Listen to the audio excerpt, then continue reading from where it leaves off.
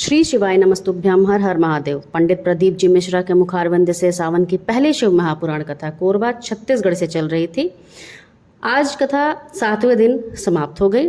किन्हीं कारणों से कल छठे दिन मैं कथा की जानकारी आपको नहीं दे पाई थी, इसके लिए माफ़ी चाहती हूँ। मैंने कल की कथा, छठे दिन की कथा और आज 7वें दिन की कथा, दोनों की खास बातें, खास जानकारियाँ जो गुरुजी ने हमें दी हैं वो मैंने एकत्रित कर लिया है और मैं उसे इस छोटे से वीडियो में ही आपको दोनों दिन की कथा की जानकारी दे दूंगी। सबसे पहले कल की कथा की बात करते हैं। कल गुरुजी ने हमें बताया 23 जुलाई सावन की शिवरात्रि को होने वाले पार्थिव शिवलिंग के बारे में कि गुरुजी ने कहा कि सावन के महीने में जब हम पार्थिव शिवलिंग बनाते हैं, मिट्टी धूल जैसी होती है, उसमें छोटे छोटे कण होते हैं। जब हम सबको जोड़कर एक शिवलिंग बनाते हैं तो सारे छोटे छोटे कण आपस में जुड़ जाते हैं और सारे छोटे छोटे कणों को जोड़कर जब हम सावन की शिवरात्रि के पूजन के लिए शिवलिंग का निर्माण करते हैं तो आप समझिए करोड़ों शिव जी की पूजा एक साथ हो जाती है, क्योंकि हर कण में शिव जी का वास होता है। गुरुजी ने कुबेरेश्वर धाम के महत्व के बारे में भी बहुत ही रोचक जानकारी दी। गुरुजी ने बताया कि यदि कोई कुबेरेश्वर धाम का स्मरण दूर से भी कर लेते हैं, अगर अपने घर में बैठे बैठे भी अगर वो कुबेरेश्वर धाम का स्मरण कर लेते हैं तो उनकी मनोकामनाएं पूर्ण हो जाती हैं। वहाँ के कंकड़ शंकर में बहुत बल है। उन्होंने कहा कि वहाँ जो बहुत विशाल शिवलिंग की आकृति हैं, अगर आप वहाँ गए होंगे तो आप जानते होंगे, आपने देखा होगा या फिर वीडियोज़ में भी आपने देखा होगा, एक काले रंग का जो शिवलिंग की आकृति है बहुत बड़ी, वहाँ बहुत प्राचीन पहले से एक शिवलिंग है।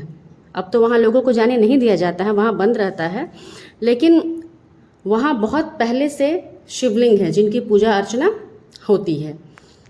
वहाँ के कंकड़ शंकर के बारे में गुरुजी ने बताया कि यदि आपके पास वहाँ का एक भी कंकड़ है, आपके घर में वहाँ का एक भी कंकड़ है और आप इसकी पूजा कर रहे हो तो आपको उसका फल ज़रूर मिलता है।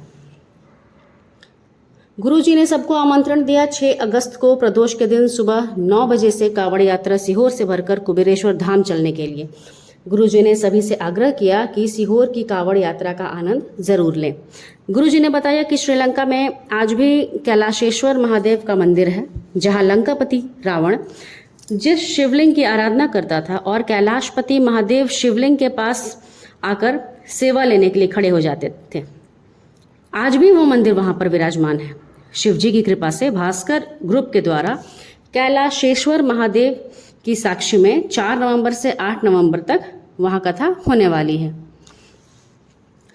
आगे जो गुरुजी ने हमें जानकारी दी वो ये कि जो भी व्यक्ति शिव मंदिर जाते हैं, ध्यान से सुनिएगा, जो ये कहते हैं कि उपाय करने से हमें फल नहीं मिला या नहीं मिलता है, वो ज़रा इस बात को ध्यान से सुने कि अगर हमारा कोई भी उपाय करने से अगर कुछ पूर्ण नहीं हो रहा है तो कमी कहाँ है, ज़रा इस बात पे गौर कीजिएगा।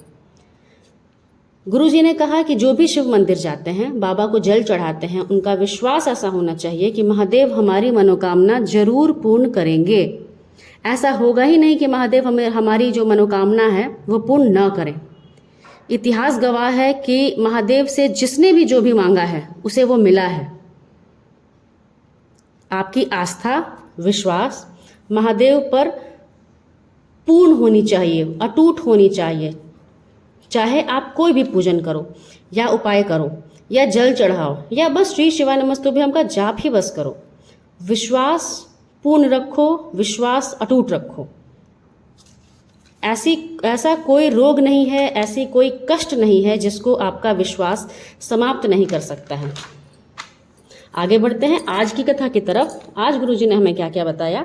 आज हमें गुरुजी ने बहुत सारी जानकारियाँ दी और आगामी कथाओं के बारे में भी गुरुजी ने बताया।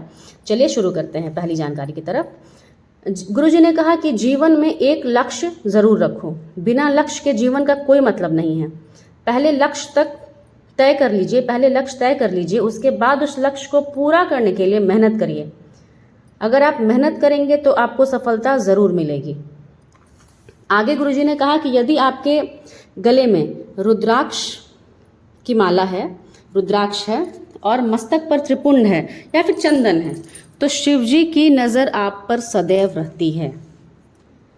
आगे बढ़ते हैं। गुरुजी कहते हैं कि जब भी मंदिर जाइए, पूजा पाठ करिए, अनुष्ठान करिए, अपने लिए मांगिए, कभी भी दूसरों का बुरा मत मांगिए। कोई कितना भी आपका बुरा चाहे, कोई कितना भी आपको अपशब्द कहे, गाली दे, कुछ भी कहे, लेकिन आप उसके लिए बुरा कभी मत मांगिए। आप बस अपने लिए अच्छा मांगिए। कोई आपका कभी भी बुरा नहीं कर पाएगा। अगर आपको कोई गाली भी दे, फिर भी आप कुछ मत बोलिए, क्योंकि अगर आप कुछ भी उसको नहीं बोलेंगे तो जो भी वो व्यक्ति बोलेगा वो उसके ऊपर ही जाएगा, स्वयं उसके ऊपर जाएगा। आज नहीं जाएगा, कल जाएगा, लेकिन जाना ही है, उससे वो बचेगा नहीं। आगे बढ़ते हैं। गुरुजी ने कहा कि कभी भी किसी तीर्थ धाम में जाइए, ज्योतिर्लिंग में जाइए, या किसी पवित्र नदी के तट पर जाइए, आपको मौका मिलता है तो, या फिर किसी शिव महापुराण कथा में जाइए, वहाँ आप गए हुए और वहाँ कोई नदी हो तो नदी के किनारे पार्थिव शिवलिंग का निर्माण, पूजन ज़रूर कीजिए और फिर विसर्जन भी ज़रूर करिए। आगे गुरुजी ने कहा कि कर्म ऐसा करिए, भक्ति ऐसी करिए कि आपके जाने के बाद भी लोग कहें कि कोई था जिसने ऐसा सत्कर्म किया, जिसने ऐसी भक्ति की कि लोगों को आज तक प्रेरणा दे, आगे भी लोगों को प्रेरणा दे। आगे गुरुजी ने 12 ज्योतिर्लिंग का विवरण दिया और आगामी कथाओं की जानकारी दी। गुरुजी ने आगामी कथाओं की जानकारी में बताया कि 21 जुलाई से 25 जुलाई जो अगली कथा होगी, जो सावन की दूसरी कथा होगी, वो भी ऑनलाइन होगी, 1 से 4 बजे तक होगी। जगह की जानकारी गुरुजी ने नहीं दी है, अभी तक नहीं दी है। 30 जुलाई से 5 अगस्त तक भिलाई जयंती स्टेडियम में 1 बजे से 4 बजे तक कथा चलेगी। 6 तारीख को कांवड़ चढ़ाने के लिए प्रदोष के दिन सीवन नदी से कुबेरेश्वर धाम तक पैदल यात्रा बाबा को जल चढ़ाने के लिए की जाएगी। उसके बाद 13 से 17 अगस्त को भाग्यनगर हैदराबाद में शिव महापुराण की कथा होगी। चलिए, आज वीडियो में बस उतना ही। मिलते हैं कल किसी नई जानकारी के साथ। श्री शिवाय नमस्तुभ्यम। हर हर महादेव।